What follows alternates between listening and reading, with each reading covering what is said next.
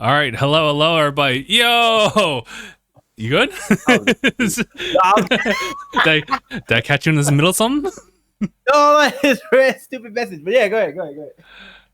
All right. We'll go ahead and get started, guys. Hello, how's it going? My name is Justin, I'm Aniyah, and you're watching or listening to episode 472, 4 DangIT Productions. Welcome back, everybody. Shout out to Abraham. Not even like a minute into the recording do we already have like a word just right there. Yeah, hold on, I forgot. I don't have the chat up. Let me see. But yeah, Abraham, he's saying, let's do this. A lot of stuff that happened this past week. Is that Aniyah? Bro, it's been so long. And I agree. Dude, I don't remember actually. What was the last episode I was on? Oh, dude, I wish I had a record tab on that. I'll have to get back to you. I'll get back to you. I think if I looked at the list of thumbnails, I would have a better idea if I changed up my style now or back then. Because essentially I now have it so that I'm pretty much just like taking our faces in there. So everyone's accounted for attendance. Otherwise, I'm not entirely sure. It's been a while. But now he's been in the works. He's been keeping steady contact with us. But he's just been trying to get some grind out as far as what's required over on Tanuki side. And as well as his own branding too. Let's do it. But yeah, that shit was. Let's do it. We did it. Huge gap. The more I think about it, I think I was probably back like somewhere in the 300s. Somewhere in the 300s. I'm pretty sure you're like not like it hasn't been since under 200 or something like that. Somewhere in 300. Yeah.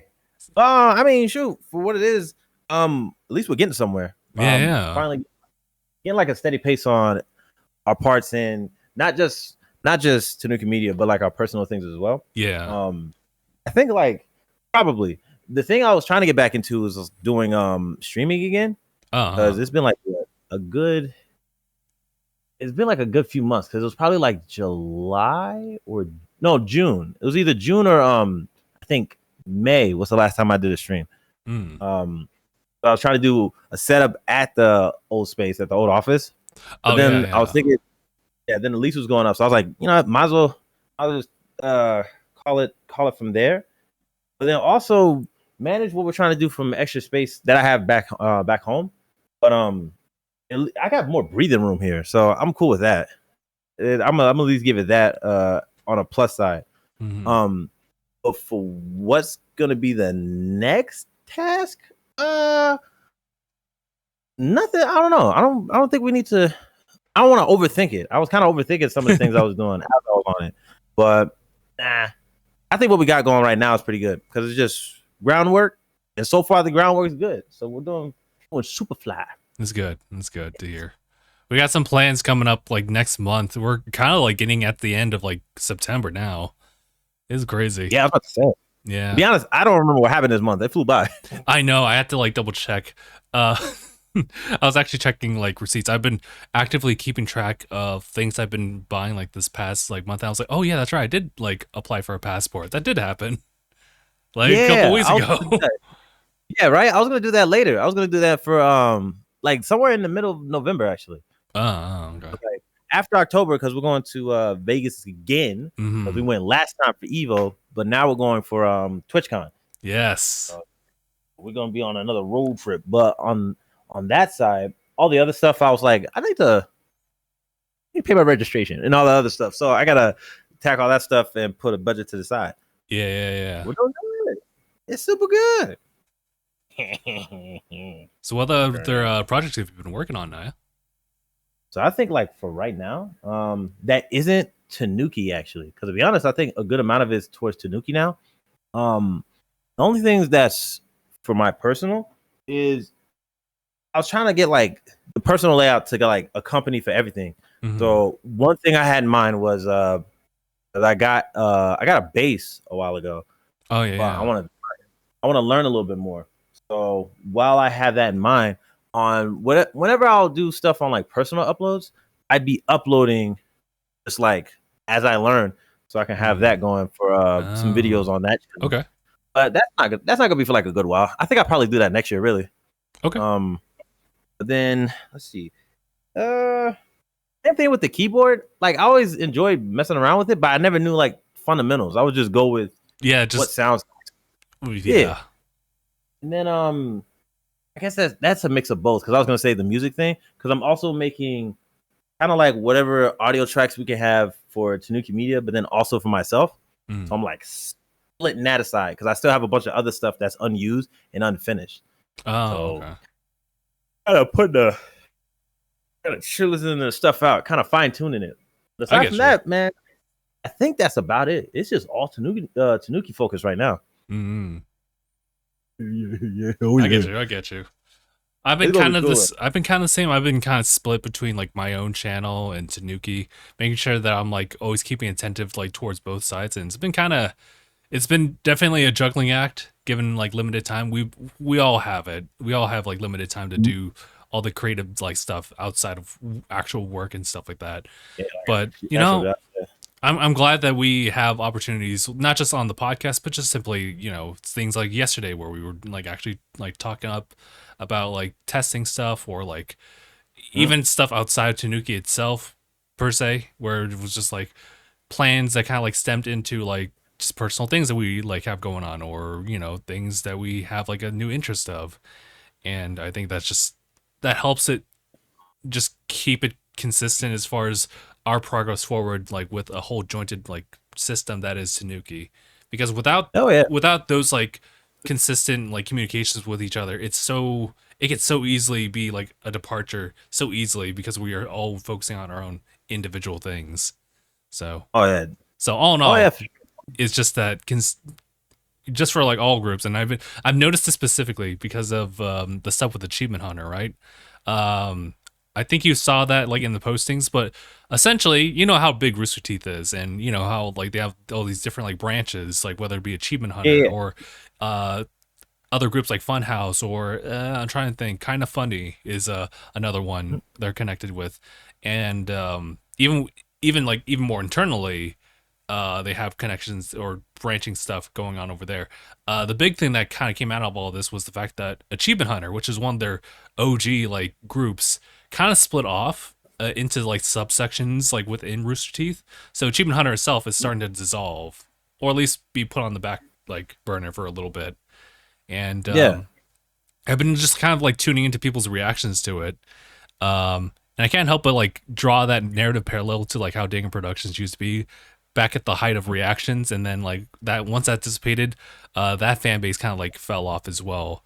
And well, Yeah. just kind of specifically looking at like how people felt about Achievement Hunter, it was that like at certain points when people like already left, like Ray for example, Ray's a big example of someone who left Achievement Hunter, did his own thing, still doing his own thing, but people just kind of falling off that because that dynamic is just gone, replaced with other folks.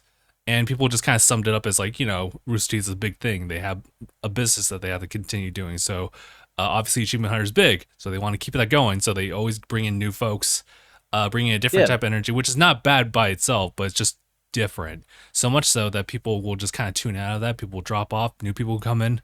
And it's one of those things where it is difficult to please everybody, so you just have to like move forward. But it is something where that's really real. Where if the dynamic changes at all, people will just kind of drop off. New people will come in, but you know, some familiars may drop off as a result. So I can help but think about that with DangIT, but also like with Tanuki possibly in the future. It's not something we should really think about per se, but especially now. But I couldn't help but think about that. It was one of those No, things I that feel it. popped. It's one of those things that popped up this past week. I think. Yeah, I would Yeah. think most of the time when something like that would end up occurring, it's just like something always comes up where like the shift comes differently with I guess creatively for sure. Because I know that when it was a podcast we did a while ago when we were still at the apartments Mm-hmm. where they were where we were asked like I think people asked us or something like that. It was more of like what we had in mind to do anyway. Uh So it was just more of like when we already had a goal in mind, like me, I still want to do comics. I just have to get the time to it. But also while doing other stuff I enjoy, I can probably get a good amount of skills to like support leading up to doing art. Because I'm still doing a little bit of drawing and stuff like that. But it's just something always deviates just for a bit to kind of put you want to dip your toes in something because like the reaction things we did kind of follow that when it was going on, but understanding how the dynamic still goes, because I think it's still, I think it resurged again. I forgot at what point, but now it's leading on to like what streamers are doing as far as like reactions and everything. It just felt like if it wasn't to a point where, at least me personally, where I can be creative, then it's kind of stifling. Mm-hmm. But it wasn't like it wasn't fun. It was fun stuff, but it wasn't to a point where like I could see myself like being as creative as I wanted to. Yeah. As a hook, sure. But it wasn't definitely a thing that I would be into long term. But then also understanding like how I want to just at least go off and do what I wanted. It wasn't like the best foundation, especially when I think I was working like 2 jobs. And then leading up to even now, I'm like working off of like other things as well. So when we gotta account for like personal time and then trying to at least do something on content, it gets a little bit it gets too restricted. Yeah. Then I know we did the whole thing with Twitch again too, but like it's just we just have to recognize what works on like the whole. And if it doesn't really fit on like a unanimous thing, then it's okay to kind of try something new. Mm-hmm. It's like, it's not like it's not a huge deal, at least as far as I see it. What I kept seeing with all the people, because to be honest, I didn't look into the achievement hunter thing as much. And to be honest, when it came to Rooster Teeth, I feel like the only stuff I really got from it was like Ruby and like maybe Red versus Blue. Mm. I never really watched too much of this stuff. But I know Gabe was a fan of it, so like any other stuff outside of what I usually watch, it would be him. It was still like when people have to when it gets too big and like you have to understand how orgs work, I guess. I mean, how many other orgs have a scandal? That's too extra. When something that's supposed to be as simple as making like content around hobbies like video games and a lot of nerd stuff, last thing I want to do is be shady bastard. So I don't know why. I don't know. Everybody gets to that. Matter of fact, may not be that extreme, but it could just be, of course, creative differences. Yeah. But that's where it kind of just, it's a risk when you have to do the thing on the perspective of a business. Like when you look at it from there, then it's like, can I get rid of this, or can we stop doing that and stuff like that? So yeah, it's a risk either way, but it's gonna work out. It always works out. Yeah, most of the time. Most of the time, I feel that you when you start off, like especially as a content creator specifically, but I guess also just like as a business where you are focusing on like a specific like demographic. For us, it'd be gaming in mind. Other places would be like specific styles of clothes for a certain age group or something like that. And then, depending on what your like position is or what the actual job is, you might want to like try to, and there's all creative stuff, not necessarily like things like working for a government or something like that, where you would be restricted on what you can do. But a creative business where like you could focus on like one specific brand and you have that creative mindset to change it up because you want to try something new. And that's later down the line for us, but I think not to go too far into that because it literally is kind of like speculation for us. But I know that we'll definitely have that situation where we'll want to be branching out to other things. And I felt like that was going to be the thing with like DangIT as well. So when that happens, it happens. And things just kind of change for better or for worse. No. Yeah, it's not bad at all. Yeah. What was it? I think speaking of things. Oh, can I say? I think ultimately, what you can get out of like what I'm saying, for both you and just like people watching is, content changes a lot, but the person necessarily doesn't. So it's definitely one of those things where like if you are like following behind somebody, it's definitely you would want to follow like under them. Yeah, no, I feel it. Yeah, I see what you mean. I was gonna think like whenever we start branching out, I really think it really works out because we know each other, so that's easier. That's fair. We don't really necessarily have to do a background check on each other because we've been. Yeah, no, that'd be good. I was also thinking, the more interest we have, of course, we want to like make content out of that. Um, it really would just be. It's all about pacing ourselves, really. Yeah. But we talk about it all the time, so it's not going to be a huge issue by the time like what. I make guesses. As far as like when things will kind of like launch off for us. So I will always assume, at least like being in the spotlight because we've done the whole thing with DangIT for a while, and we had some we had a resurgence and everything. I mean, or like a viral moment, yeah, like yeah, virality, I guess. I even say that. Well, like we just had we had some spotlight on us. Yeah, But yeah. I was also thinking when it comes to that because it goes in waves. It's just like maybe from here.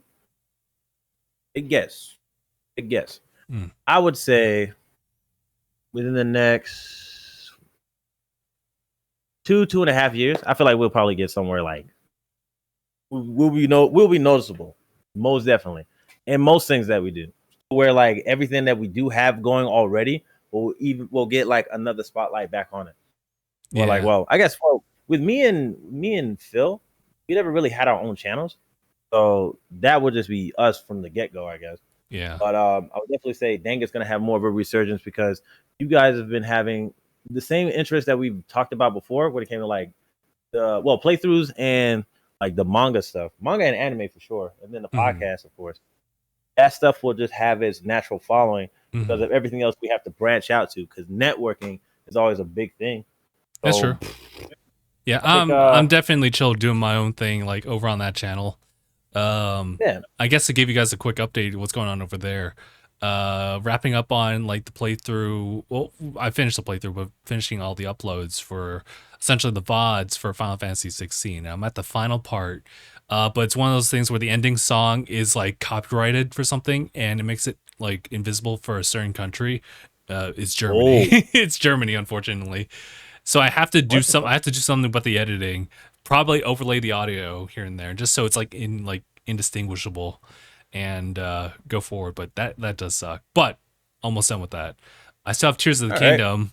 Right. That's all finished. I just need to like put everything together like neatly. Thumbnails are a big thing for me too. And I think My Hero is being consistent as ever. So I think I want to add something else to that. I think the more recent most recent like shonen thing that popped up, I should probably like take a look at that. There's only one chapter of it, but what is it? Yeah, I think I know what you're talking about.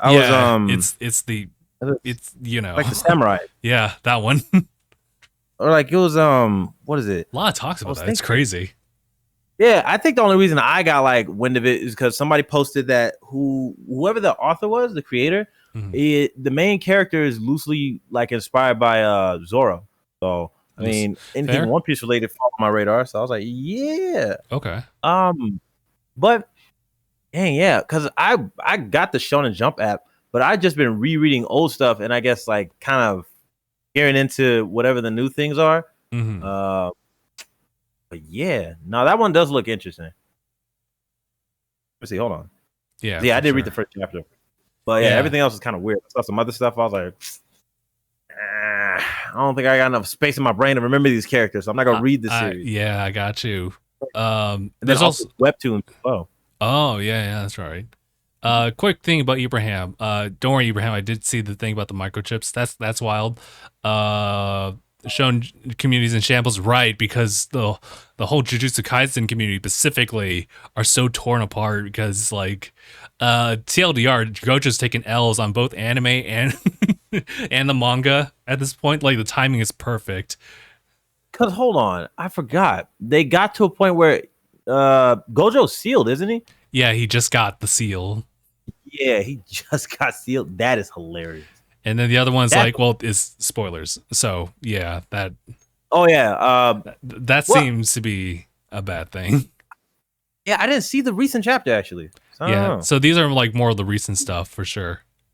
Aniyah, I see you, Aniyah. Thank you.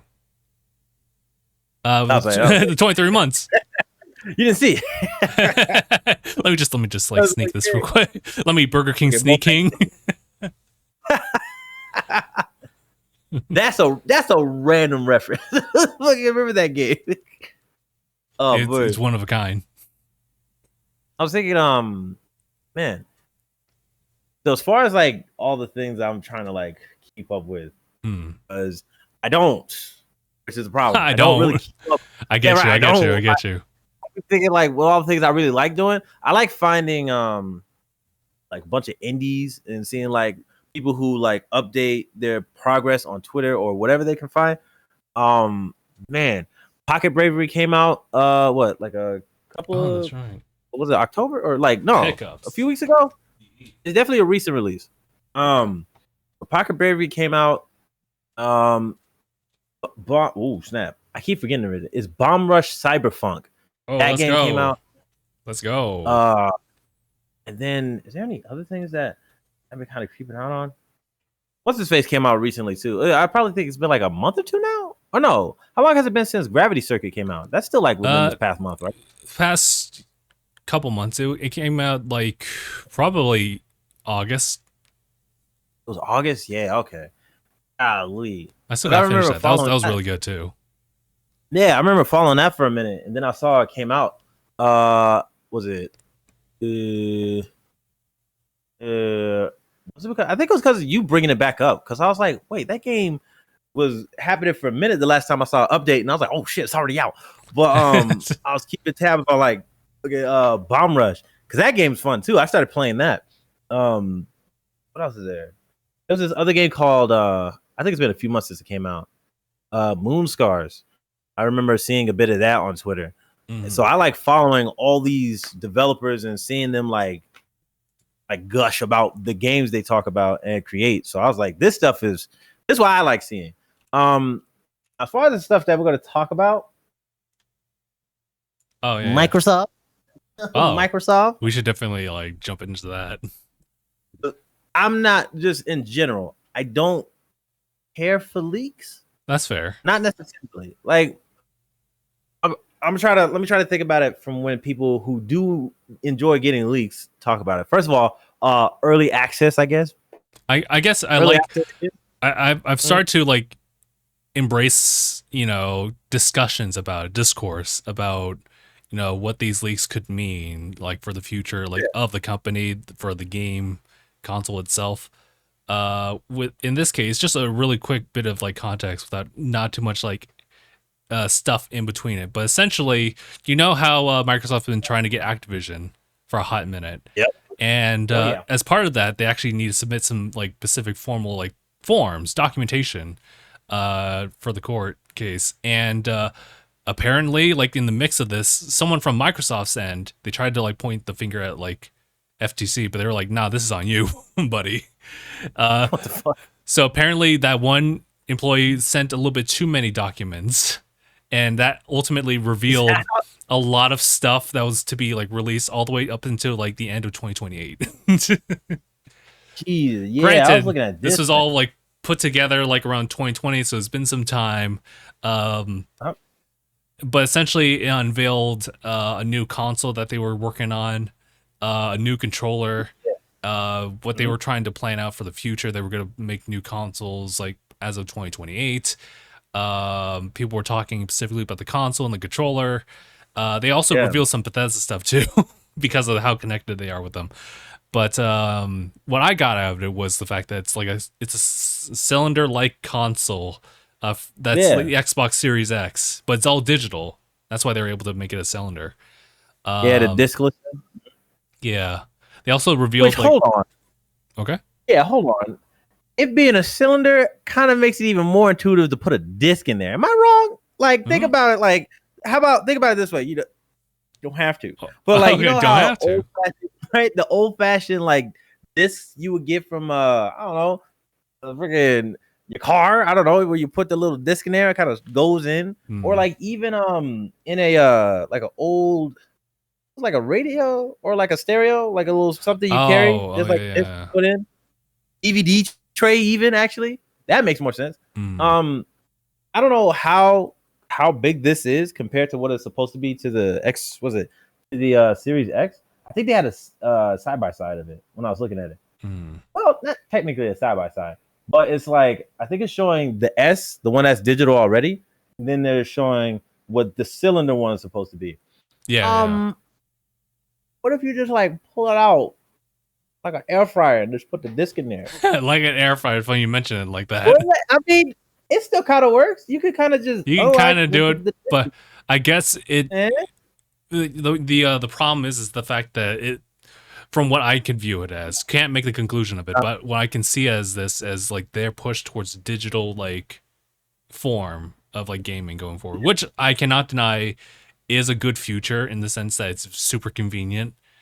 Just to do that, especially with their like whole like Game Pass Yeah. promotion, Oh, yeah. just promoting Game Pass in general. At that point, it's like why even pay money for games when you could just buy the subscription and just play a bunch of games each month to make it up. So I get it, but that is since I've been with like Phil for a little bit, yeah, I understand like that preservation for physical media is like super important too, because ultimately, all these gaming companies will always try to push themselves forward and won't stop.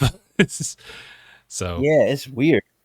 I feel like there's a good amount examples of games that were only digital, and then now that they're off the store, it's like you can never get them unless you already downloaded it. yeah, or other Um, means, you know. yeah, so I mean, there's people who really don't have an issue with all that other stuff, and those who really want to just go directly to what it was intended for, console wise or whatever. Um, I mean, damn, it's kind of bad. It's kind of bad for those people because um during the time where I wasn't really gaming, I didn't really think about it like that. I was just like, games and games. If I Game's can, a game. yeah, if I can download it, that's actually cool too. I don't have to worry about always like, oh, I forgot my CD at home. Like I could just pull it out of my pocket. But, Mm. um, yeah, nah. For me personally, it really is just like more of a, it's a practicality to it. At least for like the Nintendo Switch, I think pretty sure cartridges don't take as much space compared to if you download it. Yeah, I because a lot of don't need a the lot. data is in the cartridge. Most of it, yeah. In Oh, most so like cases. no, okay, I see. Like Yeah. the data to execute it is already on there. So the Right. data for like anything else is okay, sure. Yeah. Oh wow. That's why a lot of people like huge push on like, you know, getting yourself an external hard drive, for example, for your Xbox or your PlayStation and Switch. Like, yeah, there's definitely the micro SD, but usually it's just like the Nah. one-time upgrade, and you don't have to really worry about that if you just collect physical.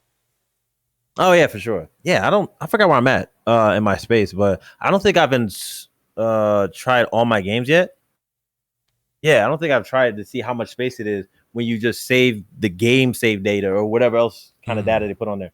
Um, but I swear I'm at like barely half. But I do have some downloaded games too, so can't Yeah. can't front on that.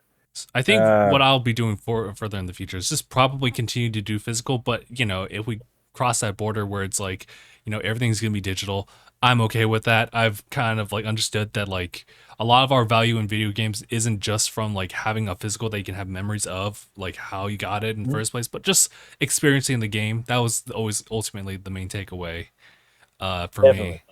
So I can feel that. as long as I remember like playing these games, then I'll ultimately be okay with like what happens like afterwards. But that's just something that was pulled out of the leaks. The controller design is something else. Yeah, let me It see pretty that much again. Hold on. yeah, the controller is interesting because it looks like it's going to support like gyro control. It's pretty much a wake up upon like lift the controller. So they're trying to Yeah, do something a little bit more intuitive, something that's pretty well, yeah, I wouldn't maybe not intuitive per se, but I would say just more streamlined as far as just like you like engaging with that console or what have you. Um, just to yeah, because looking at turn the Xbox on upon lifting the controller up.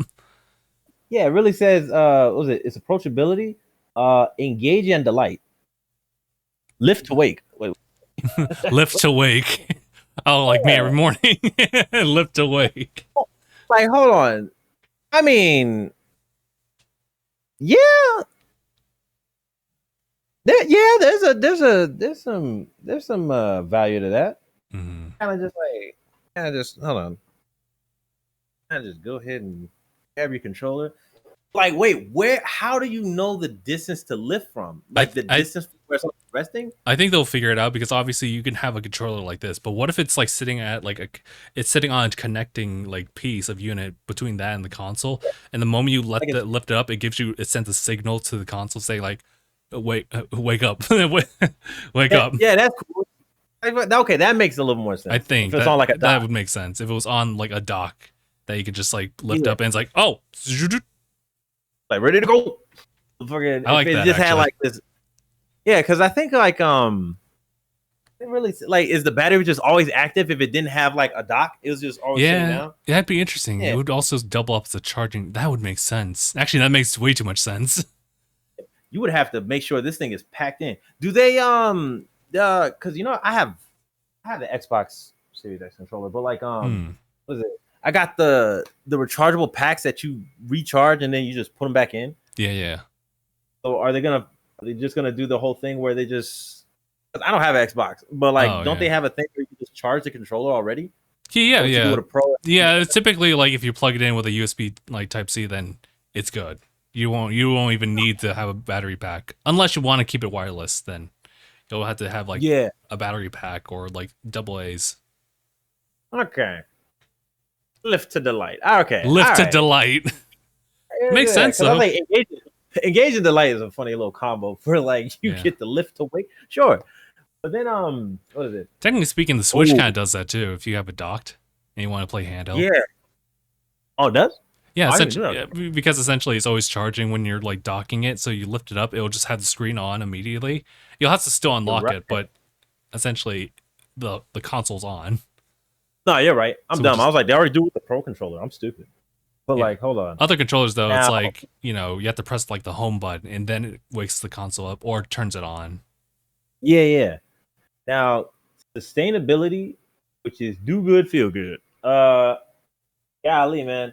I mean, I think they've been pushing for that. That's definitely not been my focus. It was just more over like the hardware we see in front of ourselves. But yeah, so that's what it would be, right? This is the next thing where it's like equity. I've heard that word. I just never seen it. But the Bluetooth 5.2, which I gotta keep track of. Yeah, I think that's just like the more like recent like bit of technology with Bluetooth that should just lower latency as much as possible. Same with Wi-Fi 6. That's really good, actually. I'm a tune into that because I had the issue when I'm playing like my Xbox controller wirelessly on Steam. That's interesting.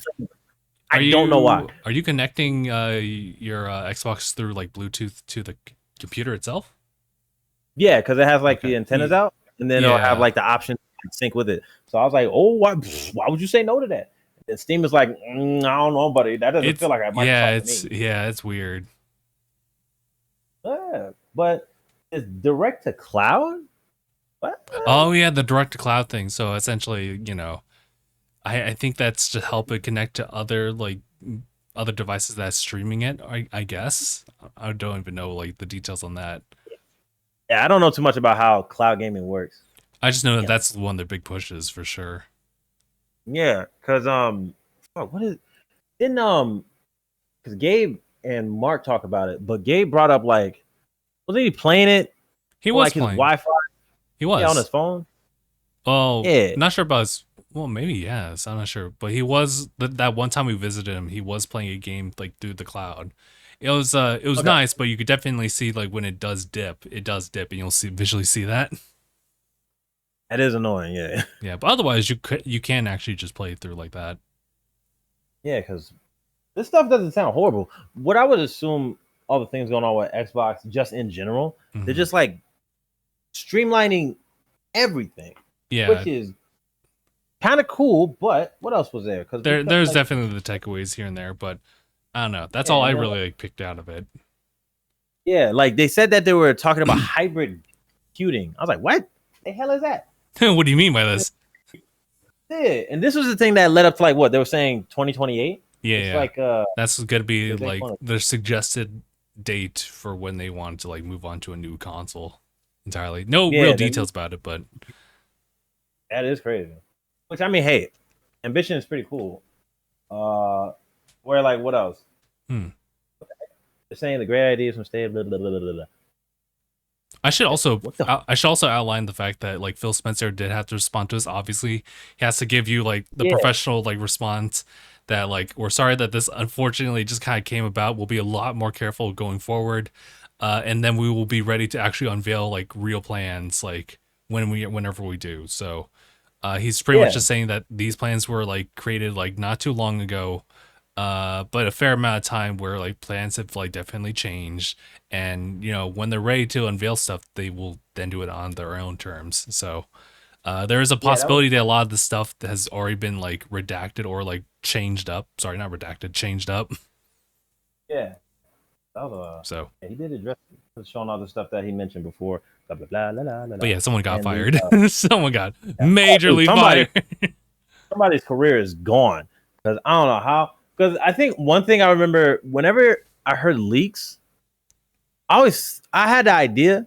I always thought they were intentional, but with this example, this person was just reckless. They were like, "Hey, send everything we got to them over there. We got to get the documents going." No, okay, motherfucker selected all on the Google like GM, and then didn't care, and now they got all this other stuff. Something like that. It was wild. Yeah, that's super reckless. But I mean, hey, man, It unfortunately, hindsight. unfortunately, it just happened. So, or Yeah, was it? yeah, right. Fucking, you're not gonna get this deal, Microsoft, and he's just like a whistleblower. Like, what the hell? Come on, man. Oh my god, he. But then again, If that's the case, that boy got hyper fired. yeah, but then there was something else that happened because this is the one that I heard. This is one that you guys brought up. It was the thing where they were trying to, where there were discussions. That's what it says. It was discussions about acquiring a Nintendo. Oh yeah, that's right. Yeah, that's ooh. That was the one where I was thinking like, okay, what the? Let me actually read it this time so I can at least see what was actually the deal. This gonna like a good picture. Anyway, says if the opportunity to buy Nintendo arose, Xbox might actually do it. If the opportunity, but, right? Let's say like this is if. Like, let me just try to be a little bit generous. Mm-hmm. If anybody had the opportunity to buy Nintendo, I think anybody would. Because like the value that you would get for owning it, most people would be like, why not? But the thing is, if like Xbox was to even have that, right? The issue would be first of all, I don't know what the hell they would do. I feel like they'll fuck it up, honestly, because as long as everything's kind of separated and in its own space, then they keep what makes them like keeps their audience or like their attraction there. Like whatever their draw is, then why the fuck would we need Xbox to be like, this is what I would do with Nintendo? No. They partners. What else? And they said like I almost said Phil Lord, but I was like, we're not talking about Spider-Verse right now. It's Phil Spencer.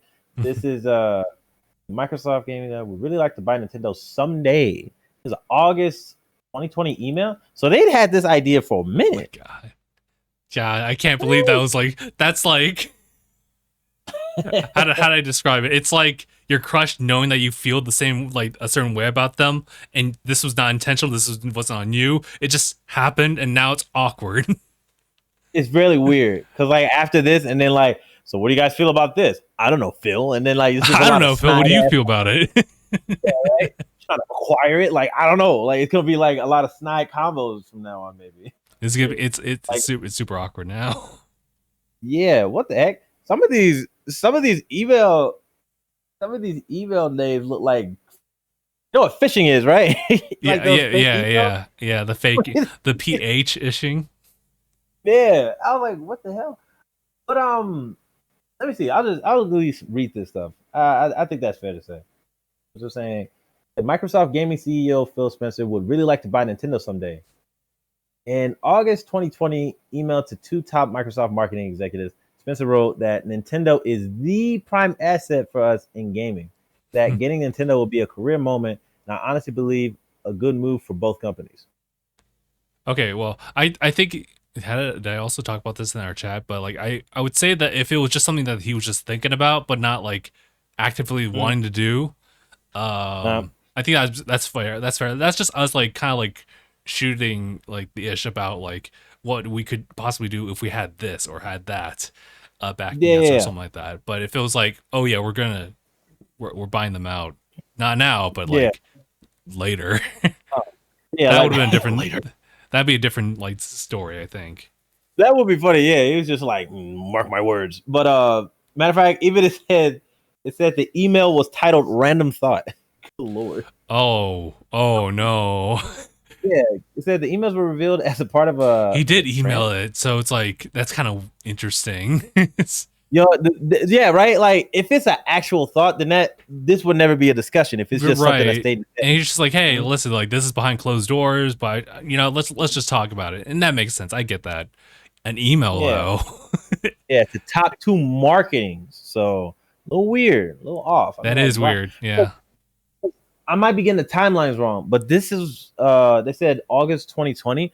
When did they acquire all those gaming companies? Over those past That couple years. was a minute. Yeah. It's been a while, right? Hmm.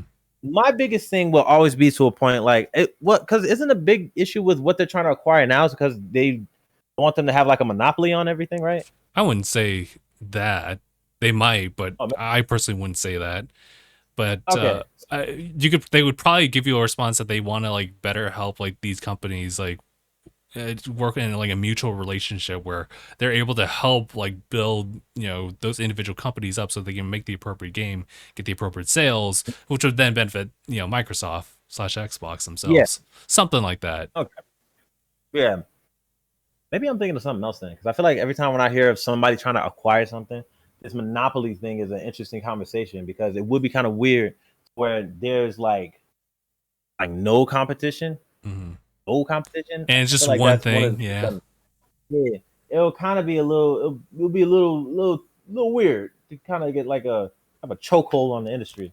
Yeah, Um, Activision but like slash Blizzard was definitely like a really big thing because like we're talking about Call of Duty specifically, how swear to God, that spanned towards like multiple consoles, like from different like timelines, and well, I guess one timeline technically speaking, but just like yeah, over the course of like so many years in development, they've made like games that released on Nintendo, released on Xbox, released on PlayStation. Now all of a sudden, Xbox is like, let's see if we can work something out so it's exclusive to us for like yeah, the future, but like for now, just kind of like you're under our name, but you could still put stuff out there. Like it's a weird yeah. situation, but This is interesting. mhm, I would kind of make an idea of like whenever somebody like acquires, like say like with Xbox doing all this stuff, it gives like those really high potential studios to actually have like good funding and like a way to where they can produce at an easier rate to where they don't have to stress themselves being that little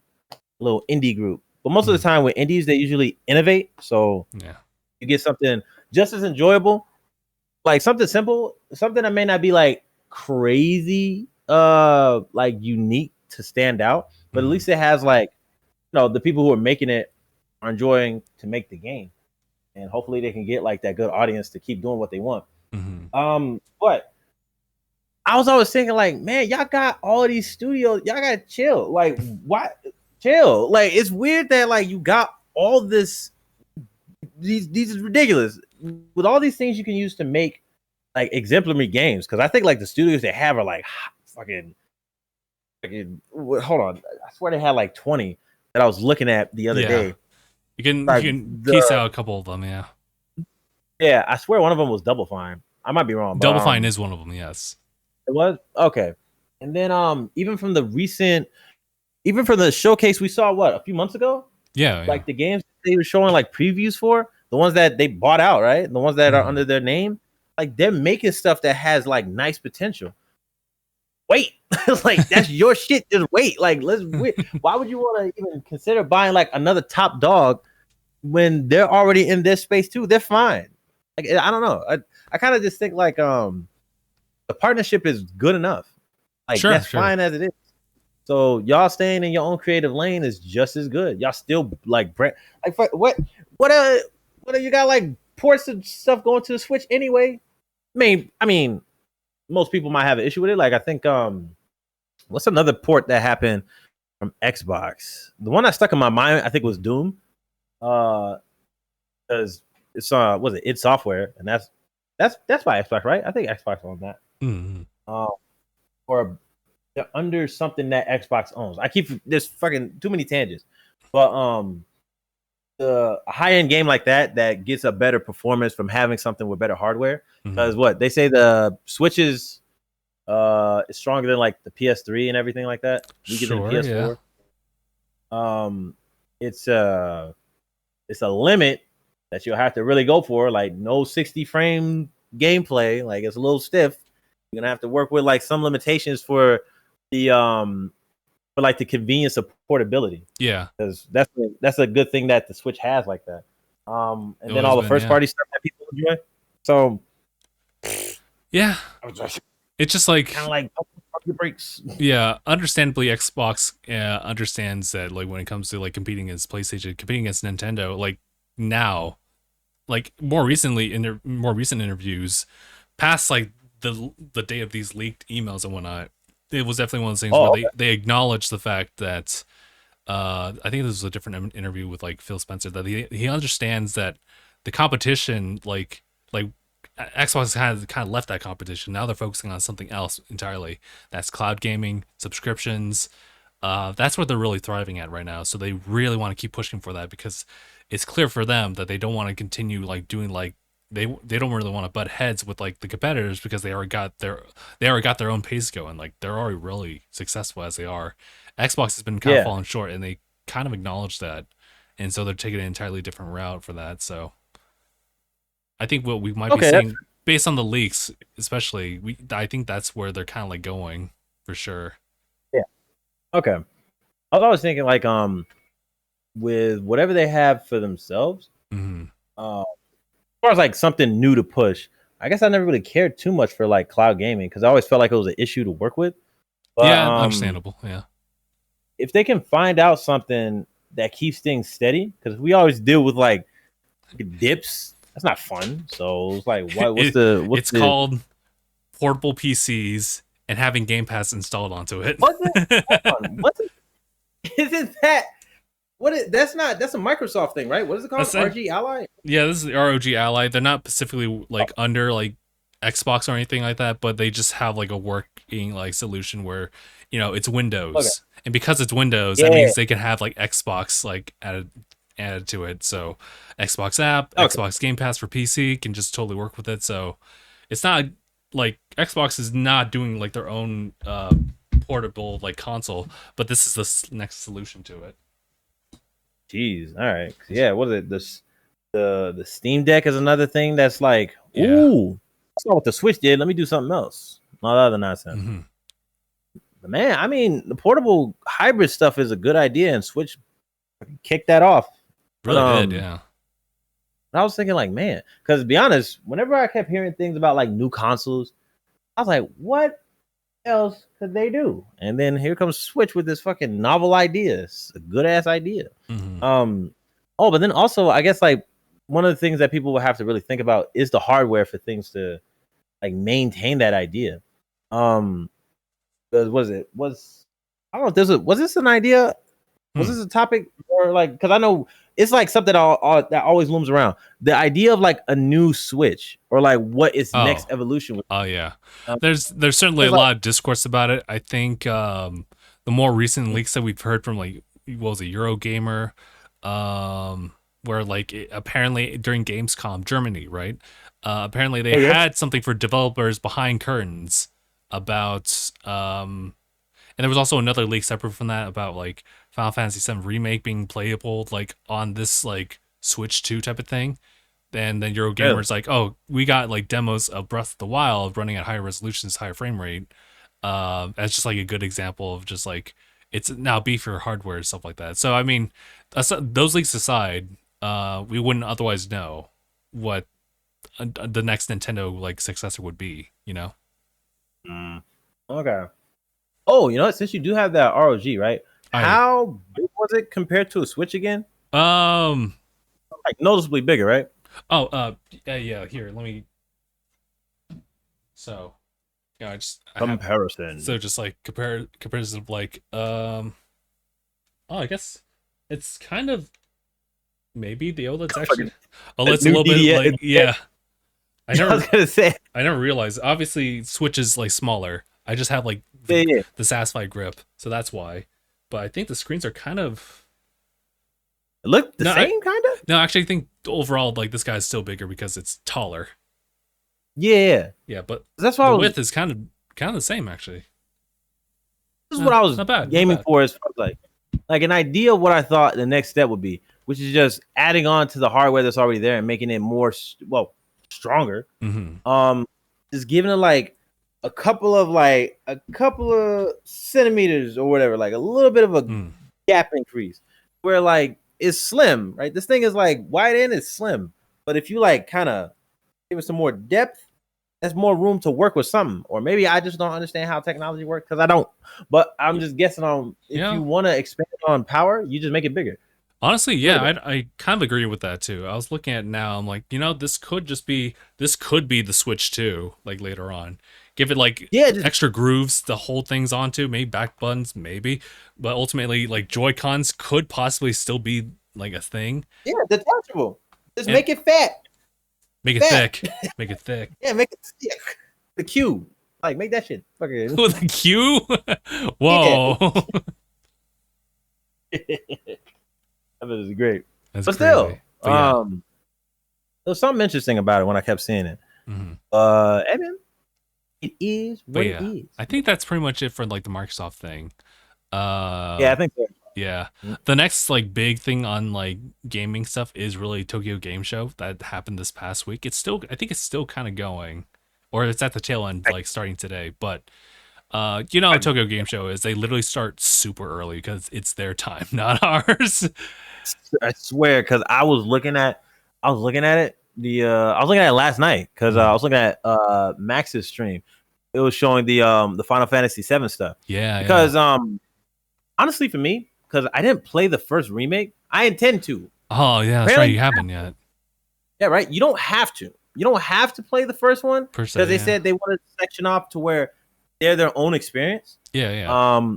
But since I'm still playing the original game, I just feel like I have to. At this point, it's going to be something very interesting for me personally because since I'm not a big fan of RPG turn based, this is the kind of game that I would have thought.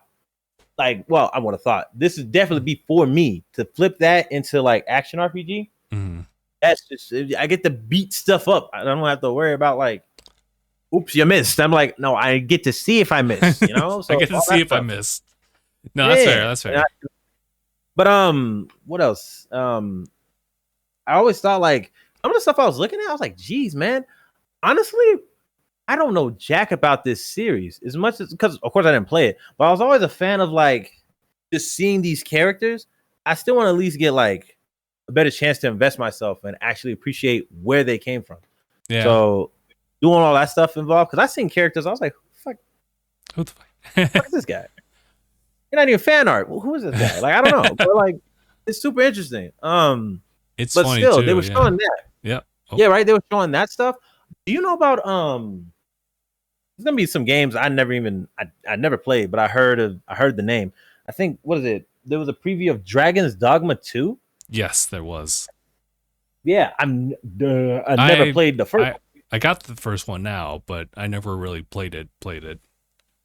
Yeah, it was so interesting because I was like, this is one of those titles I would hear, and then I swear there was a movie called Dogma. I don't want to confuse it with, but yeah, I think so. that. Yeah, I think they had like a series on Netflix or something like that. It was a sub to it, right?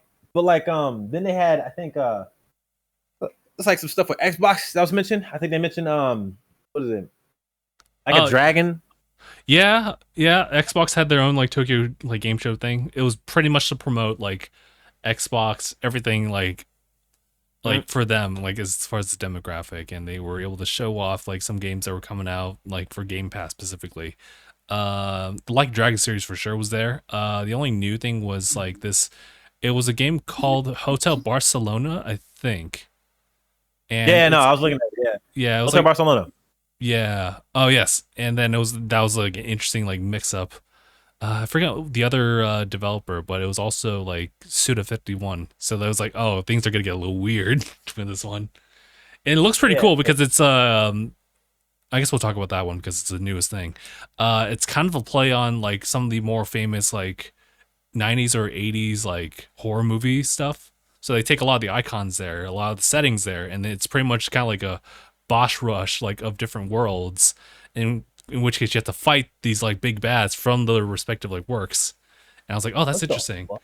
But the thing is, like, as the character, you will die a lot, and apparently your past self will be guiding or like be helping you, like in your then current run. So I was like, how does that work though? Is Yeah, that I'm like, passive, or are they just like repeating the exact same stuff that they do before it? I'm just so curious about that. I'm looking at this preview for the first time now. Well, I paused it on a thing that said, "What do you get when you cross an AI with a shark?" Pure murderlation. I don't like that word, but What the? Alien, the monster shark. The looks of it isn't bad. It doesn't look horrible. I was like, I'm really curious about it. like the style of it all. Mm-hmm. Um, was not expecting that from the picture. Not gonna lie. Mm-hmm. Jesus, not. I don't think it's the same, but I just thought about platforming thing. But I thought of like the wall grab. They did that. Yeah. For Meat Boy. That was a weird. That was an interesting thing to think about. Maybe it's because of the gore. It's like some. It's really It's very explicit. I don't know if that's an Annabelle reference. I think that's an Annabelle reference. That looked nasty. But yeah, nah, this game looks pretty interesting. I was trying to see if I can get to that point where it talks about you and your past self. I don't think I've seen that thing. Yeah, I think they definitely talked a little bit more about that than they actually showed it, or it's better to describe it. Yeah, because I looked at the what is it? The first thing that popped up in this trailer was like survive the depth loop with your past selves. I was like, where's my past selves at? I don't think I even noticed it, but all right, I'll take your word for it. Very well. But yeah, I'll look into that more later. It looks interesting. Mm-hmm. But yeah. As far as what else? Because me, I was really focused on Tekken, honestly. Oh, okay. Yeah, Man, Tekken what was else? there too, right? Yeah, they really expanded on some of the things they were putting out now. Oh, really? Oh, Like story mode stuff? Oh yeah, story mode looks ridiculous. They gave like some cool stuff that I guess I don't know. As far as like a first thing, I don't think this has been something I noticed in a fighting game story mode. Was there ever a quick time events? I don't think so. I couldn't tell you. No. I feel like that might because there's I was watching again because I was watching Max's stream about it, and then I watched this video. Because of course he played more fighting games than me, right? Yeah. The thing that I'm really trying to understand is like other stuff that I might have missed from other titles. I think even some of the stuff that's going on in Tekken 8, I feel like there's elements that other games did before, but since it's more new gen, there's more of like a way of like fine tuning it and making this stuff look more realized. Mm-hmm. What I thought was really cool because I didn't know this was a thing. One of the things that they're helping you do now is when you're doing I guess it's punishment training or something like that because they did it in Tekken 7, but now they like make that shit way better. You get to look at your replay.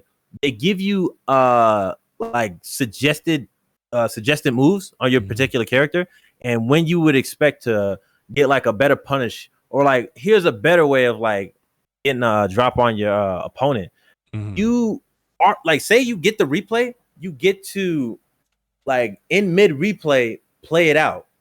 Like if you had that option of just like this is what they'll recommend you to do, stop the replay, take control of the character, and then you try it out yourself. I don't think I see that shit before, but like apparently it's been done. But like I thought that was super nice. And what else? Man, the two characters, Fangs, you know, no new characters. The only new character is Azucena, and she was announced like a while ago. Like damn. Which I mean, I wouldn't blame anybody. I feel it. Like you want to see more characters that are new, because I feel like a good amount of the like the legacy characters, the one who stayed like pretty static. Like they've been consistent throughout like a good amount of the series. Like I think the only person, not even new, he's just returning as well. Raven hasn't been in since wasn't he in Tag 2? I think it was in Tag 2. I believe. I might be wrong, but I know that he was in 6. I believe 6 was he was still in there as well. Or no, 5. Fuck. Anyway, I know that he wasn't in the game for a minute. Gotcha. He looks cool. Like goddamn. Yeah, no. This is just like there's no Heihachi because storyline talking, he's supposed to be dead. He's gone. To be honest, I don't know if he can survive that. Like Kazuya didn't do the whole I'm gonna throw you off a cliff into another chasm.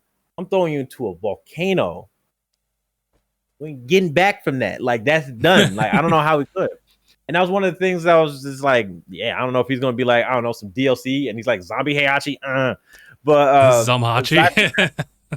like aside from that, we're not necessarily getting any new characters, I guess. Like I mean, it's gonna happen. I just don't know when. Yeah. Some of these mechanics are super cool. Adding on to, I think the training one really got me, and I think like people are noticing that there's gonna be, of course, balances, but they're getting the Tekken ball. I feel like I played that. I don't think I played that enough. Because I think it was Tekken 3. Because you know how they have like random mini games and stuff like that, like Tekken Bowling and 7. Yeah, bowling. Yeah, I think I might have missed out on Tekken Ball because I honestly don't remember. I don't have many memories of it, but it just looks familiar when I see it. Whenever I see them like played out in this, because they have like the newer version for 8, it looks fun. Like I like goofy shit, so I mean it's gonna work out. Goddamn, what else did I miss? Because it was so nice. It was so nice looking at it. I think the lobby, because this is something that Street Fighter 6 has, and I guess it's something that's probably going to be kind of just the new thing for fighting games, because it wasn't Dragon Ball Fighters, it was in Guilty Gear Strive, and I'm trying to think if there was something else that I'm missing. I believe that might be the only thing I can remember now. Those 3, the Fighters, Strive, and Street Fighter 6. But now that we got the one with Tekken has its own fighting lounge now. There's distinctions that I think that people are just enjoying the lounge itself, but I mean, I wasn't the only one. I thought I was the only one that had this idea. When you look at them, they look like what's them shits called from the Xbox 360? Your avatars. Oh, yeah. Yeah, they look like those. Just those characters, those avatars. Yeah, or even they look like those avatars from that. What's that Switch game? Those the sport one where you play bowling or. Oh yeah, just like Wii Sports, or not Wii Sports, Switch Sports. Yeah, the Switch Sports one. They look like those. They look like those, and it's kind of weird because when you look at Tekken, as goofy as some of the things you get in that game, the style of art, it kind of clashes because it looks like shit is a little adorable, and then you got like fucking detailed textured ass fucking like Kazuya with his fucking leather suit, but demon forehead beam. Like it's a little thematically. I think thematically it didn't work. So I was like hearing all these things. I was like that makes a lot of sense. Of course, I don't usually think about it that much, but it was one of the first things I was like, wow, why do they look like that? I don't know, but whatever. I guess they didn't really want to do customization like Street Fighter 6. Yeah, they wanted to keep it like, like keep the customizations to the characters themselves, maybe. Yeah, no, I think their customization is going to like a way better version of what we had in 7, because 7 wasn't that great. Apparently 6 was the best. Even though I didn't play 6 like that. I don't know why. 6 was a little weird for me. But yeah, man, they went down to the point where you could change change and swap. I think you can swap outfits that characters already have with other characters, or at least they only showed that with the shoes. I think it was like somebody was like, "You got Claudio's shoes." But I was like, "What?" But like other than that, the customization is pretty neat. Looks pretty good. man, goddamn. If anything, I'm I already got my collector's edition. Which hold on. Everything's secure There with was that? something was a little. Oh yeah, that's secure. I was kind of Okay. mad Oh, because okay. I thought I lost it, but then it was just like we were just doing a check just to make sure this is like a payment source we can get it from. Blah blah blah. I was like a debit card, duh. But it was like a premium collector's edition. So I got collector's edition, right? I got that thing with I forgot how tall the figure's supposed to be with Jin. But then there was another one where it's the same figure, but I guess he has lightning. Huh? He lights up. I kind of thought he glows in the dark, bro. Like what the man? Spend another $30 or something. That was crazy. But I mean, it is what it is. I'm already happy with like having a collector's edition. I usually get it of like games I usually end up enjoying. But sometimes I think I would just like some of the stuff that comes in it. Sure. But Tekken is a win-win. It has to be. I think you get what is it? You get skins in the game. Of course, passes, the season pass. Oh yeah. Yeah. Nah, man. Nah, it's just a lot of cool stuff that happens with Tekken right now. And I'm feeling pretty good. And it comes out like January. Comes out January. And it's like I mean, it's not the same week, but it's like I think the week after my birthday. So I was just like, oh yeah, something like that. I think I'm gonna be sick that day. It's a premonition. But like still, I was like, but and then like I'm having to ship to the house, so that's even better. I'm like, dog, why would I miss it? Man, Tekken's looking good. The biggest downside to this whole announcement thing, right? To the returning characters, blah blah, the updates and the things that they're balancing out. The open beta is going to be during while we're at TwitchCon. So, oh yeah, that's right. Like, why? I can't do it. It's not fair. I already missed out because there was already like a lot of submissions or like a lot of requests to play the first time. Can't do it. Can't do it. So it's all good. It's all right. I got to play it at what's his face anyway. So we played it at Evo. Oh yeah. Which I don't. Damn. Wouldn't it be cool if like Bandai brought it to TwitchCon? I think they might. I think they might try doing something like that. But you know, like help you. Yeah, it's like no promises. Like help. Come on, Harada. Come on. But I'm asking for too much. I'll just wait. I think hopefully they tuned out because I think when they were looking at what information they got from the open beta before, the connections still aren't that great. Oh, really? You know, it would make sense if it was part of like Twitch Rivals or something like that. If they were, I think that happened, right? Yeah, like if they facilitated like the open beta to be played amongst like the streaming community, people who are like really diehard, dedicated, devoted fans, or just passionate, and they were able to speak their like minds about like what the beta has in store, and would just like therefore add in more, I guess, influx of like news and information about Tekken 8, just have it trending in here and there. So I think that might be their move. So that would be cool. We'll see. I would hope they would do something like that. Damn. Like considering all the issues that kind of seem like they're still there from the first one. I mean the first one from 7. Damn. I still don't know too much of what can make it easier, but I think they're just trying to work with enough room to where they don't have to break the bank. I think that's usually how it works. It's like they don't want to shell out too much just to maintain it, and then it's just like, oh, okay, and you're gonna have to take an L on that. I don't know. But let me see. Was it other announcements you would like to know about? Kind of thing, yeah. Like, Capcom had something.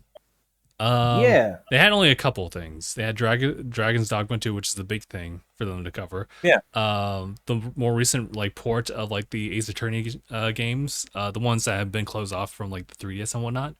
That's Apollo Justice, Ace Attorney trilogy. Even though that's just kind of like a way for them to tag a new name on it, because it's still relatively Ace Attorney. Like Phoenix Wright Ace Attorney, moreover than Apollo. Apollo's been like, he has his own game, right? But he does get featured into these other games from what I understand. But he's not the pivotal character. That is interesting. That is Oh, interesting. rename for it. Title update for Exoprimal. Uh, a 20th anniversary for Monster Hunter that talks about like the mobile game and a little bit of key art for the 20th anniversary, and that's it. Oh, Jesus. And of course Aki from Street Fighter. Oh God. She showed up like what next? I don't know, the next 4 days, I think. Yeah, something like Was it that. 4 days? Yeah, she showed up pretty Yeah, soon. Jesus, that's gonna be interesting. Give me a minute to jump back into Street Fighter because I was playing Street Fighter 6. Um, Jesus, I main Jury. sure. But who the fuck else do I even play? Like sometimes I'll play Ryu. Um, and yeah, that's it. I really just like sticking to Jury. Her moveset is cool because she has high mobility, but I guess like her learning difficulty is kind of tough. There's some shit I fucking yeah, man. The way I see people play Jury, and when I play Jury, I'm like, I'm sorry. Like I don't know. I don't know what I'm doing. I gotta like take the time for it. But Aki, I play Aki. I don't know. I mean, as far as like characters I would play that's there right now, I still want to try out Kimberly. Maybe Luke. Luke does look cool. But like, I'll give like Marissa. That's what it was. Marissa would be funny. But Aki,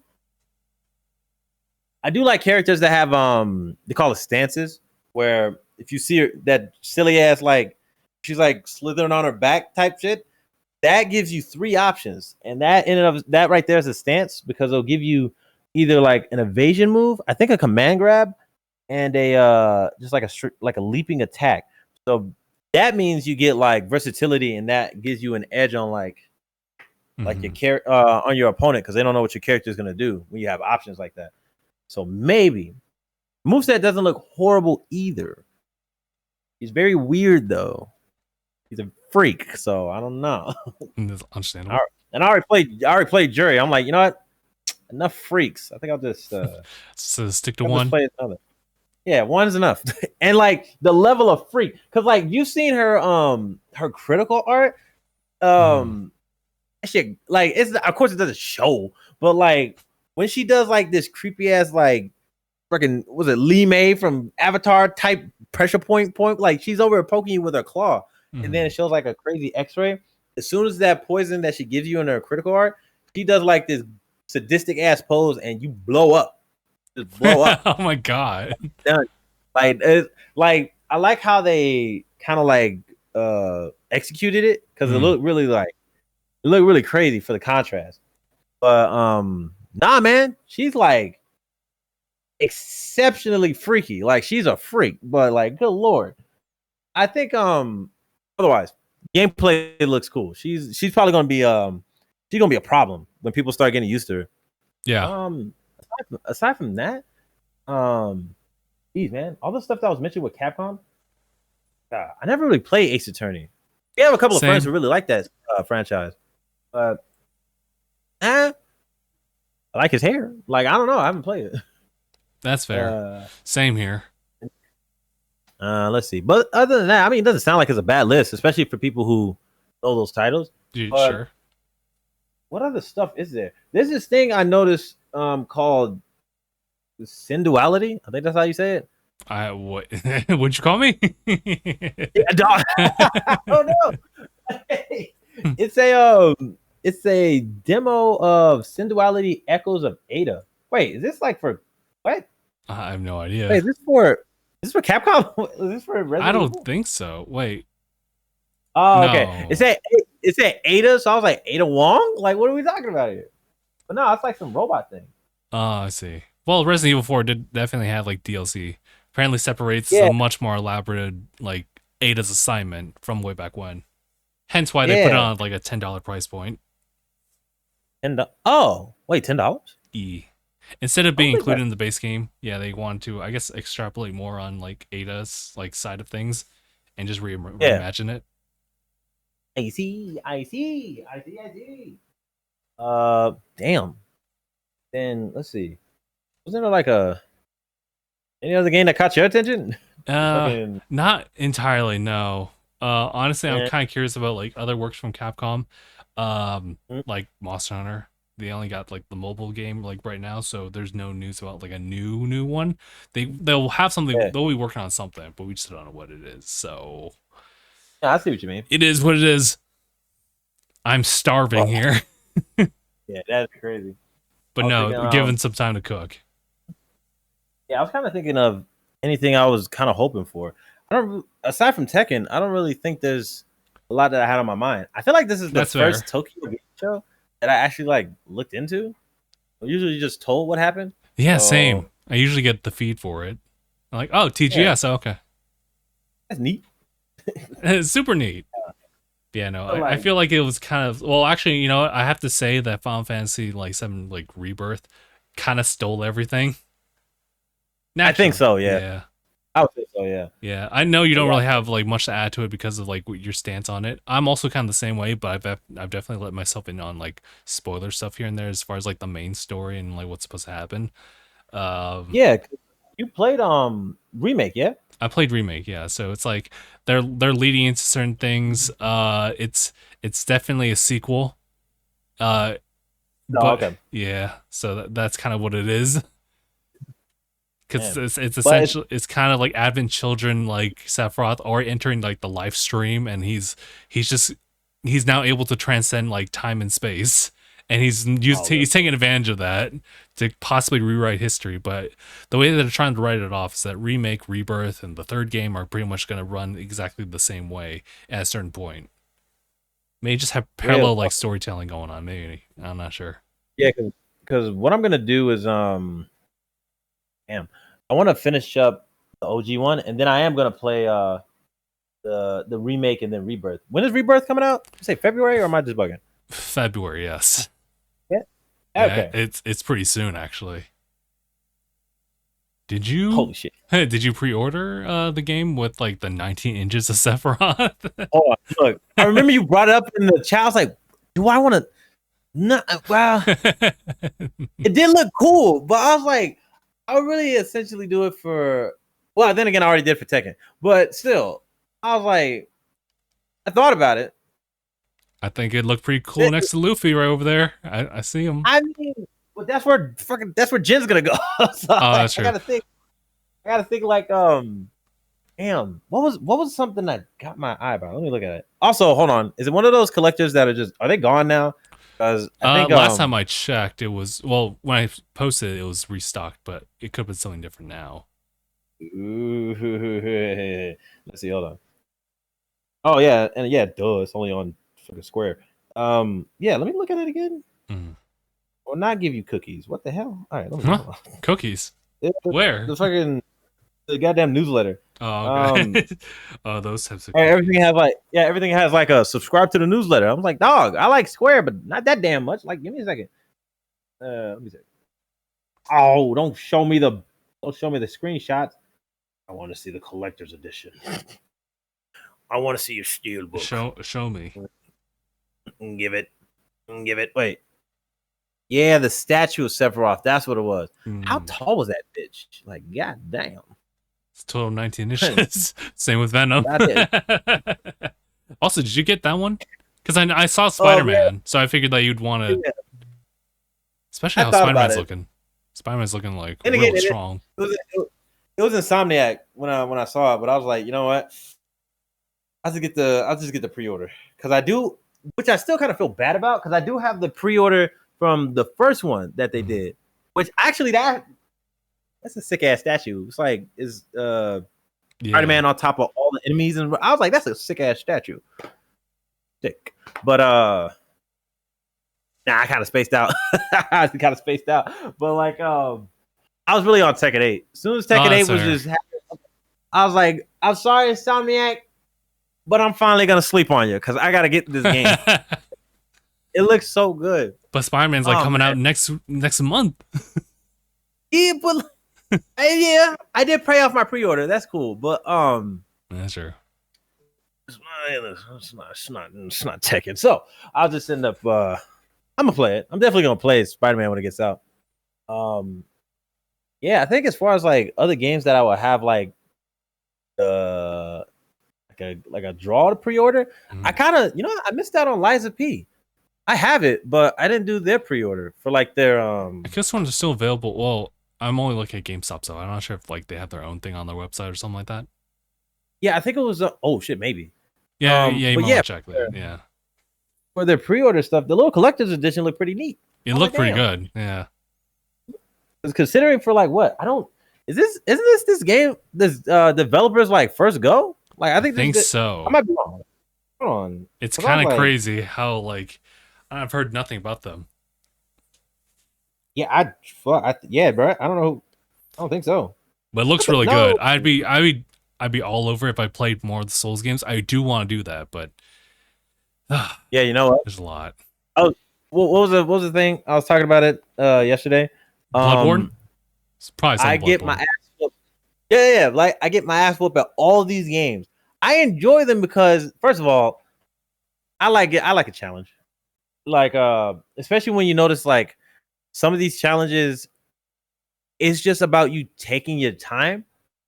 And then I think that's what I really like about those games. When you notice like whenever you get mad at a game, all of them usually have the same answer of just you taking your time. Mm-hmm. The way they give you that feel in this game and most From Software games, I think that's another draw of it because I like that reward of overcoming the challenge. All those games I played, and the only one I beat out of all the shit they did was Sekiro.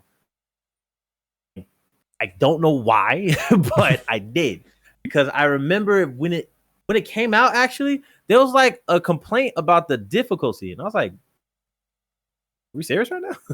I mean, it's a tough game, but y'all complaining? Did we forget who made this? Like, I don't know what else to tell you. This ain't like fucking. This ain't Ratchet and Clank. This ain't no ball in the park ass fucking game. Like, they give you crazy challenge with some cool mechanics. Mm-hmm. I thought it was cool. Like, as soon as they had like a dedicated jump button, I was like, I'm in it because none of them have it. Yeah, like all the other games, you have to run to jump, and that's only to kind of get like just platform a little bit. Yeah, like a little clear because sometimes you might not even make it.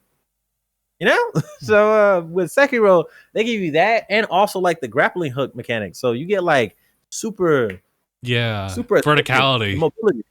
Yeah, verticality. Because I think like after that, of course, then Elden Ring, but it was just like that's the thread you get from Software games. They're always gonna be like a fucking challenge, but then noticing like all the moves. Like you'll get there. There's people who do no death runs, so it's possible. Or no hit runs.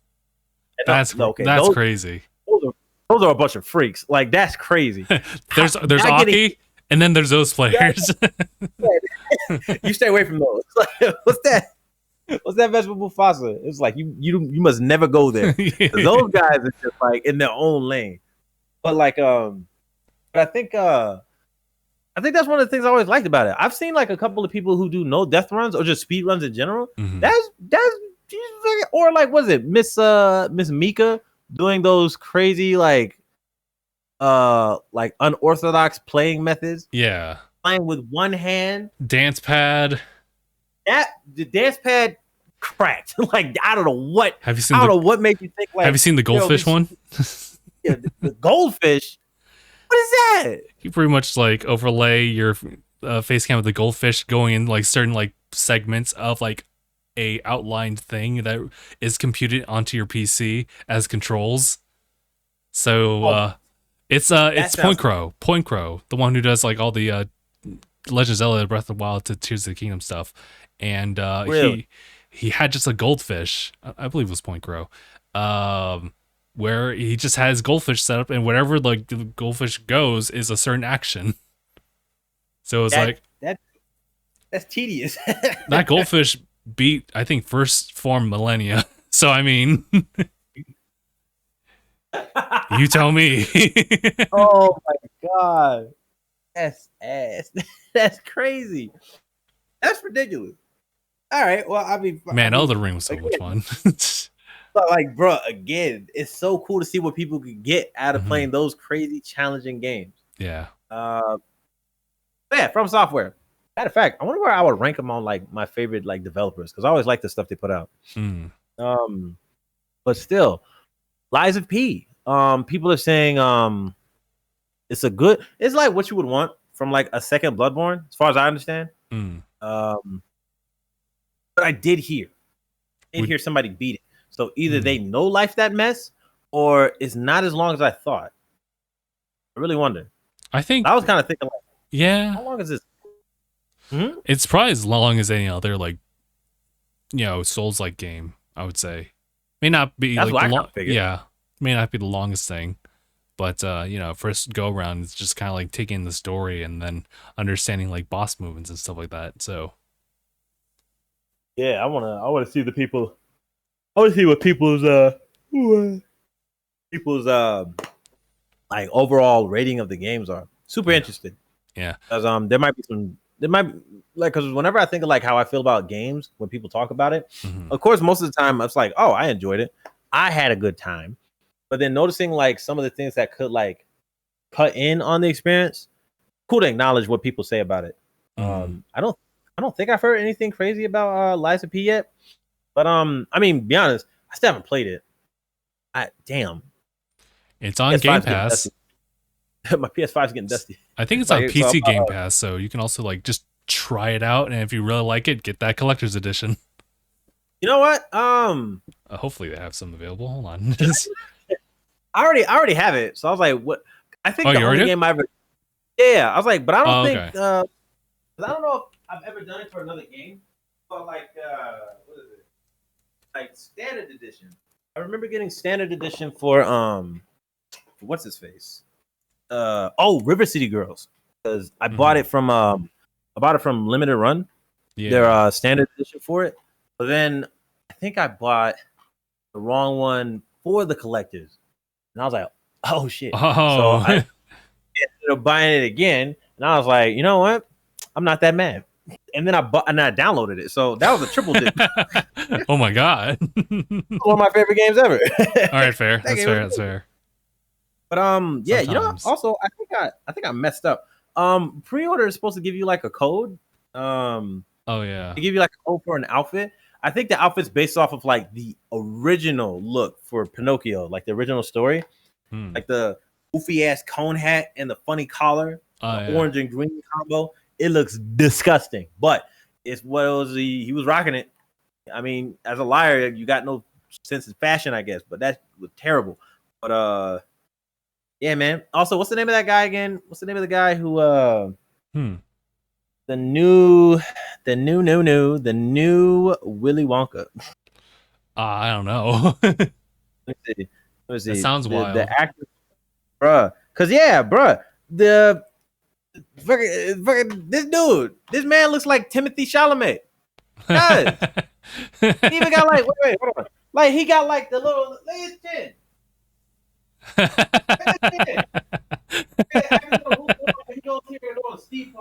That's crazy. Just like him. That's hilarious. But I was also thinking loosely based off of Pinocchio, because when I saw you got Jiminy Cricket, but his name is spelled Gemini. I don't know if that's like whatever. That might be a play. Yeah, that was just like a little play off of his name. I don't remember. There's this character. I forgot her name. She's kind of like the doll from Bloodborne in a sense. Like the people you talk to, and then you're like, you want to level up, and then she gives you the stuff to do it. There's some other characters. Like there's a like a weaponsmith. I don't know who she's based off of. She might just be just an insert character. And they got a robot butler puppet thing, and then they got some lady in a wheelchair. Then you got Geppetto. So it's a lot of interesting stuff they got, but their liberties were taken with this game, because I was like, of all things, the function of how you lie, I guess, affects you. I just haven't seen anything significant. Like yeah, I want to see what kind of run. I was like, should I do like I do the honest run? But like then also the first thing I saw, because I saw people playing the demo, that if you were honest with this one character, you might have made her feel bad. So that's one of the things that'll make you like question when you'll lie in the game. I see. Super interesting stuff. Also, the music's nice. Definitely got to play it. Like matter of fact, after I said it yesterday though. After this, then I'll play it because I gotta clock in on that. I really want to play this game. Aside from that, man, I think that's it. Isn't that it? Like, there's not. I think so. There's not much else. Yeah. Yeah. We touched up on what we're gonna do like in the next couple of months. Well, a couple of weeks. We're going to Vegas, but yeah. Aside from that, real quick, some pickups for the week. You just showed Liza P, right? So that was one of the more recent ones. I did have 2 more. I might as well get that out the way. Oh, yeah, sure. You know what? You pick up your games. I'll show you like non-video game stuff. Yeah. Show me. What's up? Okay, so you guys know that like I think around November or whatever September of like last year or whatever year, it's been a while. But I've been picking up a lot of Pokemon TCG stuff. I fell into that rabbit hole, and I'm still there. They released the new expansion. It's a nostalgia hit. It's called Scarlet and Violet. What was it?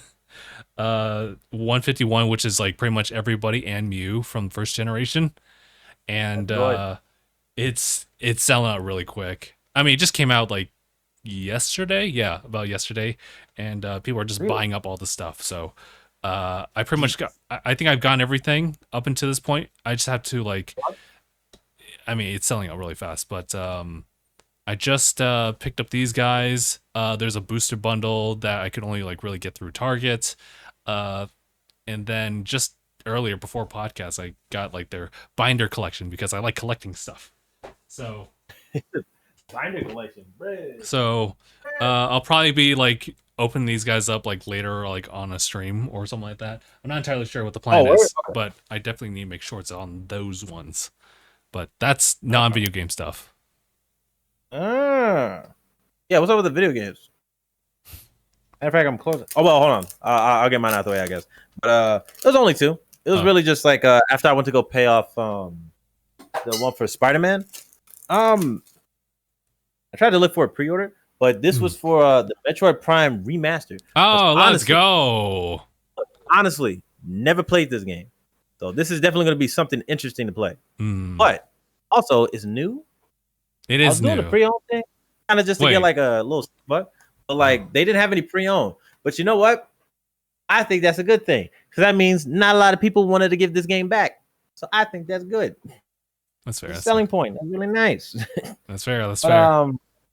That's gonna be something I gotta play in, man, because I missed out on like growing up with Metroid, but NSO and all the other stuff going on, you can play the games now. Then what is it? This is something I should have got a while ago, but lays down on it. That's fair. Sonic Origins Plus. Oh, let's go. Okay. Is that just a standard one? Is that a standard edition one? Oh, I guess so. They just gave it to me. I thought it was gonna be just. Looks pretty thick, actually. Hold on. Yeah, because it gave you what is it? It gives you this reversible cover sheet and it's a 20-page art book. That's what it is. Oh, okay. That's even better. Any collector's edition or any type of whatever that comes with an art book, I always try to buy it. That's fair. Yeah, now I get to see what's up. Because to be honest, I keep thinking like I think it's Tyson Heath. I might be wrong. Tyson Heath was the one who did remember those like funny little animations like Sonic Mania? Like you do like the character designs and stuff like that. They had a point where the or I'm pretty sure it's Tyson Heath still. But yeah, they let him drop on that stuff and do like cute little animations of that thing. I guess they kept them for doing this stuff as well, as far as like cover arts. Oh, okay.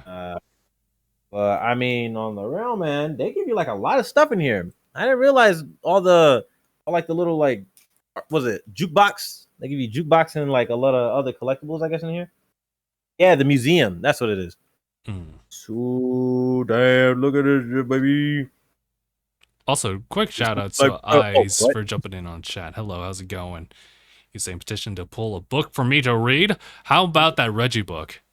I'll give you the verbal petition on my end to say go read that one specifically. Reggie? Remember Reggie Fils-Aimé? Remember he made his own like book after he left Nintendo? Oh, you're right.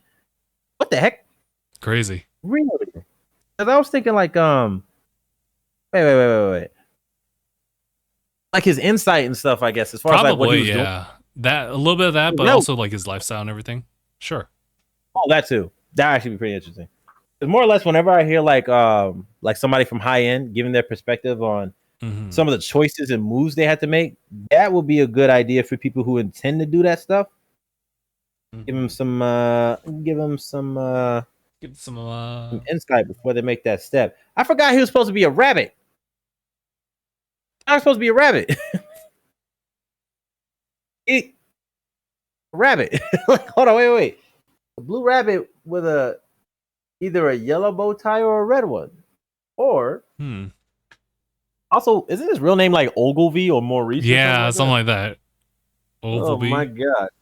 Because I remember reading the Archie comics, and there was like a point where I think they called him Maurice, and I was like, Maurice.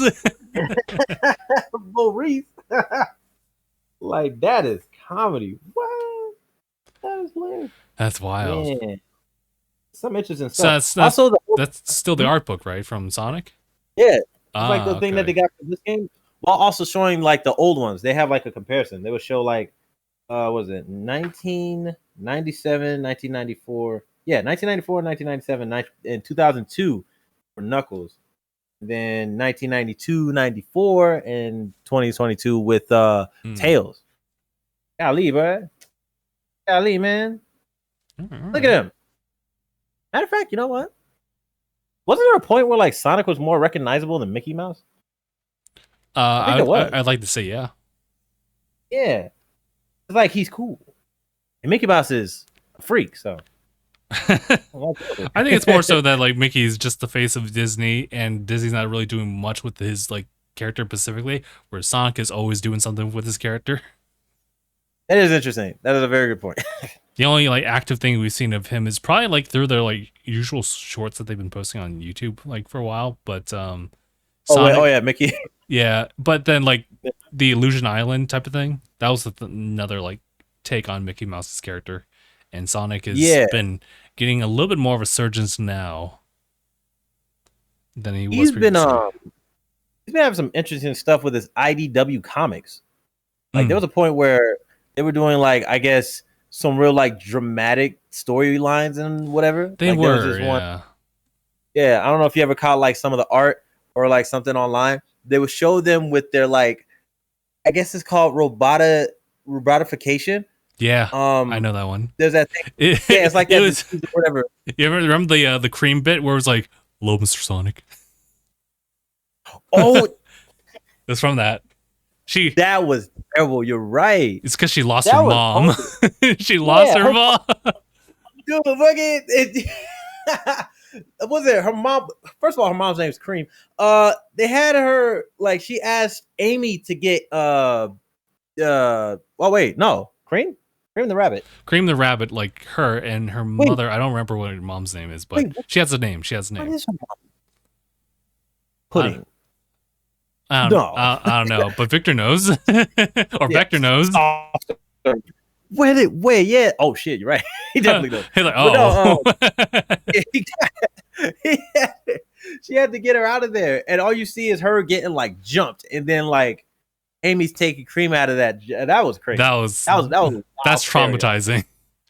And I think like Sonic was only able to like mitigate it because he runs fast. He runs really fast.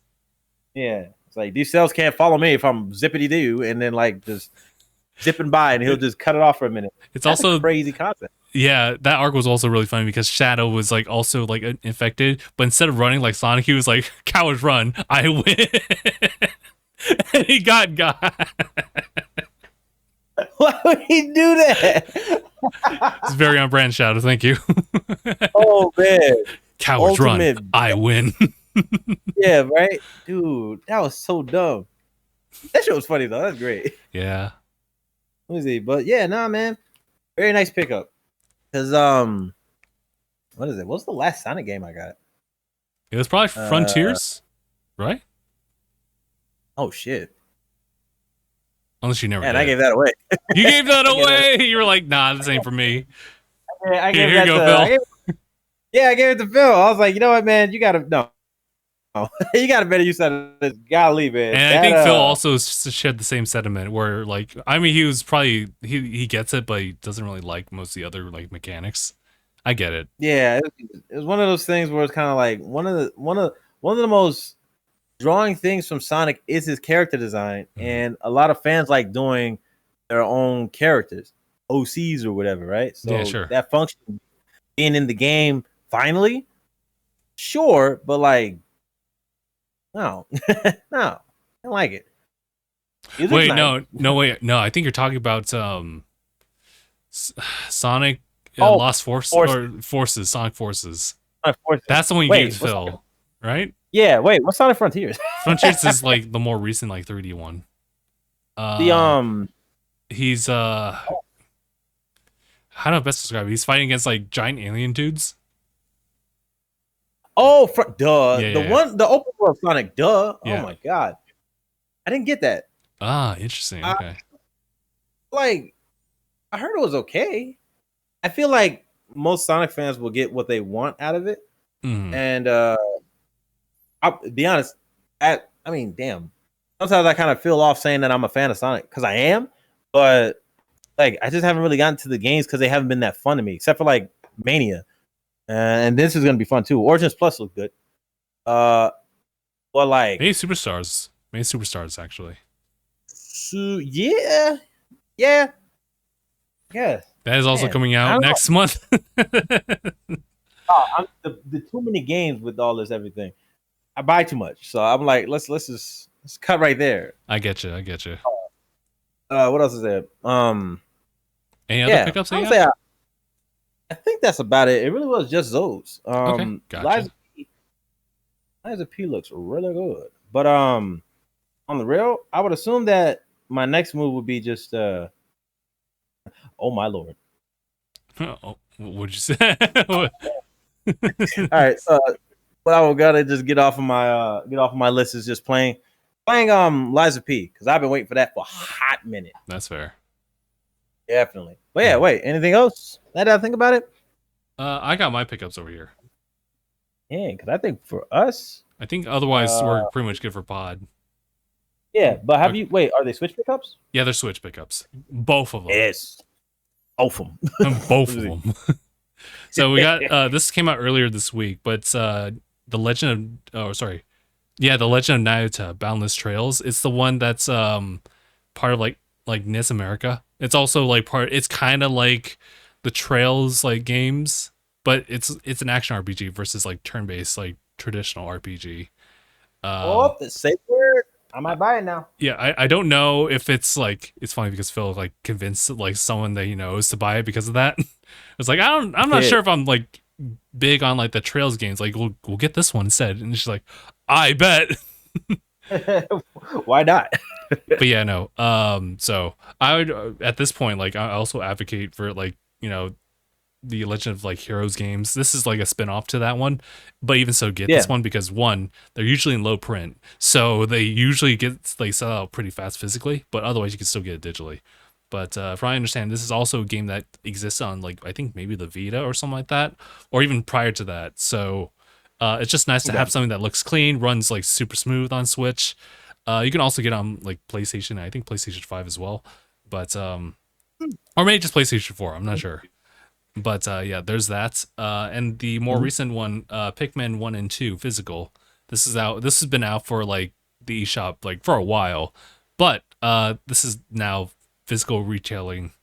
A retailer like can actually have this physical out here. So physically, you can have this.